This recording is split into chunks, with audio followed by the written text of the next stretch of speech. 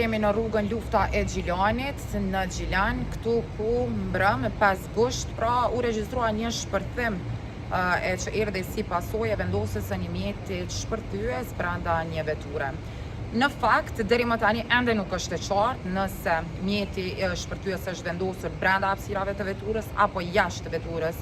por ajo që ka dihet deri më tani është se 2 persona janë lënduar, njëri nga ta është lënduar rënd si pasojë e shpërtimit që ndodhi në mes të disa ndërtesave në një parking këtu në rrugën Lufta e Gjilanit. Mbrapa me, siç mund të shihni, aktualisht janë policia e rendit, janë hetuesit policor të hetimeve regionale të Gjilanit, por edhe forenzika të cilët po mbledhin prova materiale për t'i bërë më pas edhe pjesë të dosjes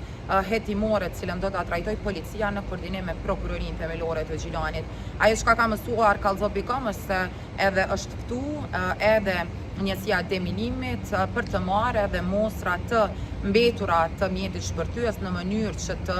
zbulohet edhe se çfarë lloji i eksplozivit u vendos në veturën e një personi me inicialet në i cili ka mbetur pra i plagosur rënd nga ky shpërthim. Gjatë kohës sa ekipi i kallzo.com ka qëndruar në Gjilan, ka marrë vesh edhe se tashmë i lënduari pra fillimisht ka ardhur në parkingun e ndërtesës në të cilën ai banonte, ka hyrë brenda në shtëpinë e tij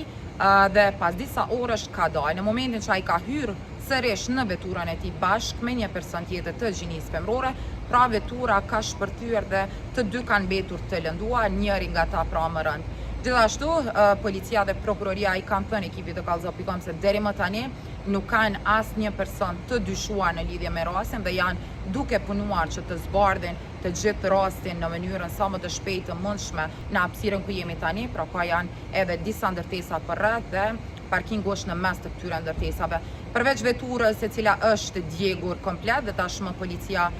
dhe prokuroria janë duke punuar për ta trajtuar pra gjithë shpërtimin, ka pasur dëme edhe të veturave të tjera të cilat kanë qenë të parkuara këtu. Një perimetër mjaft i gjerë i kësaj hapësire është rrethuar edhe me shiritat e policisë dhe brenda nuk lejohet që të hyjë askush i cili nuk ka autorizim derisa të mirën të gjitha provat materiale që kanë mbetur nga rasti që u regjistruan brenda.